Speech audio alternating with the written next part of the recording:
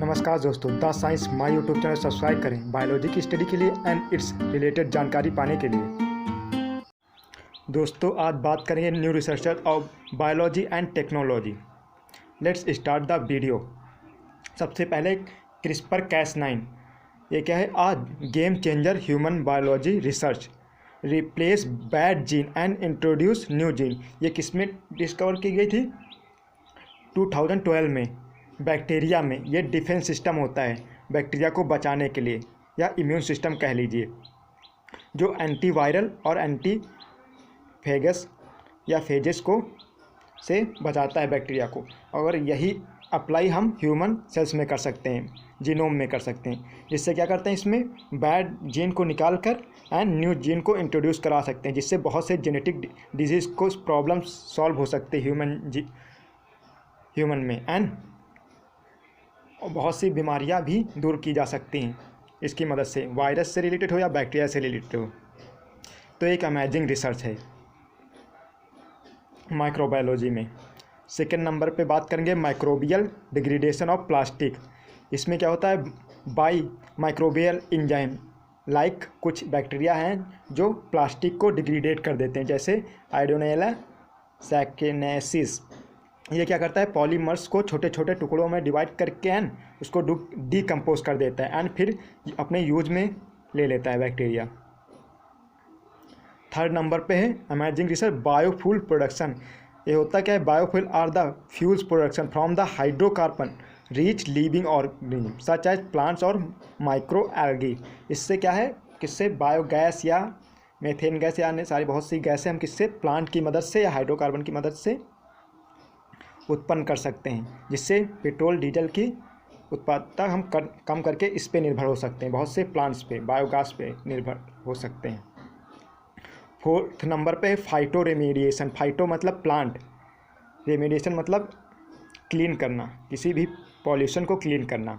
फिल्लो remediation मतलब leaf, फिल्लो मतलब leaf, leaf के द्वारा पॉल्यूशन को क्लीन करना। डिफिनेशन क्या है इसकी? Use of green plants and other micro organism to reduce environmental problem without the need of execute the contaminant material and dispose of its elsewhere. Plant leaves and leaves associate microbes in reduction of pollutants. इसमें plants भी हो सकते हैं, microbes भी हो सकते हैं, जो क्या करते हैं? रिड्यूस करते हैं पॉल्यूटेंट्स को।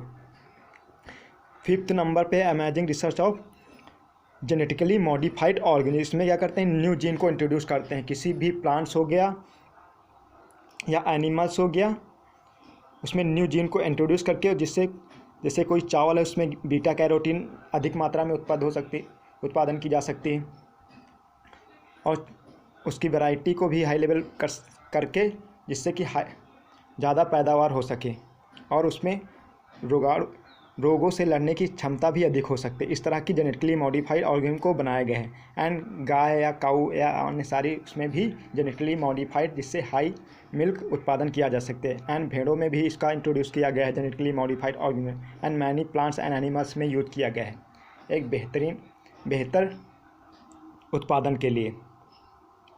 छठे नंबर पे है dark DNA, reach of guanine and cytosine missing certain gene. इसमें क्या होता है? मिसिंग सर्टेन जीन हो जाता है डार्क डीएनए में। भी अमेजिंग रिसर्च है ये।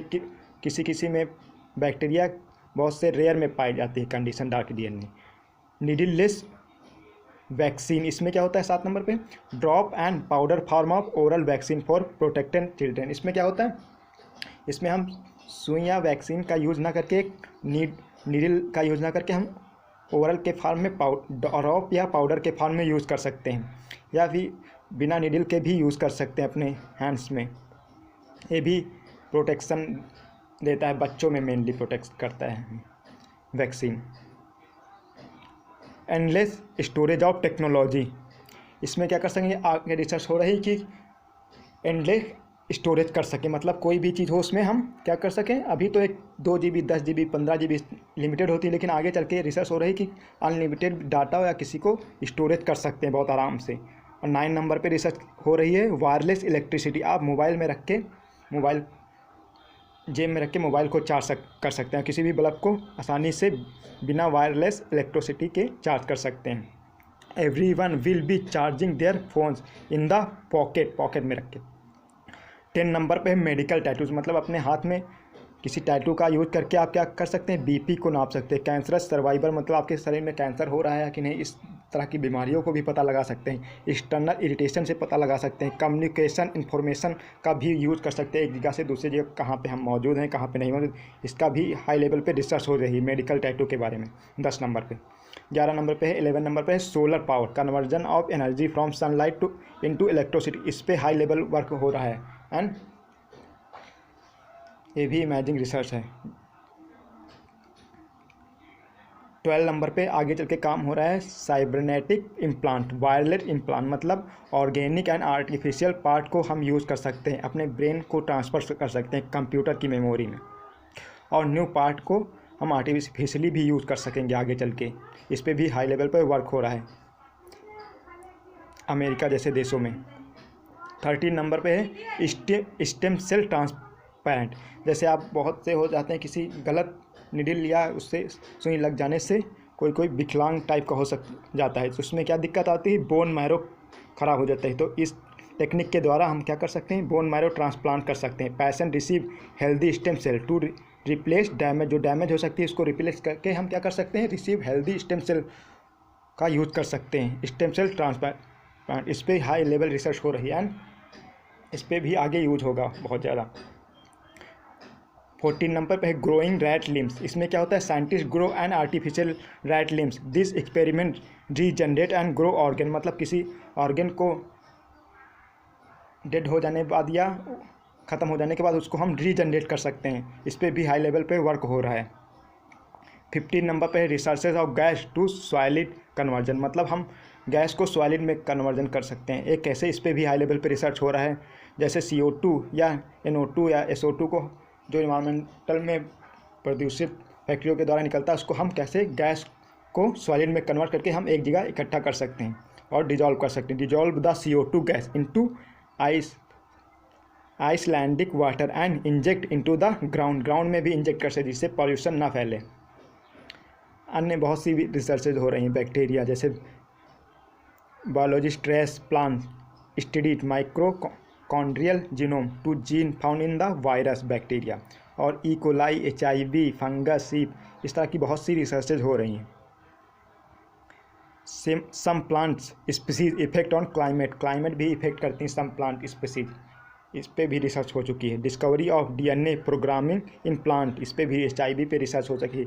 New 6 hormone discovered secretoneuron, heavy water has sweet taste, new study में कंफर्म हो गया है।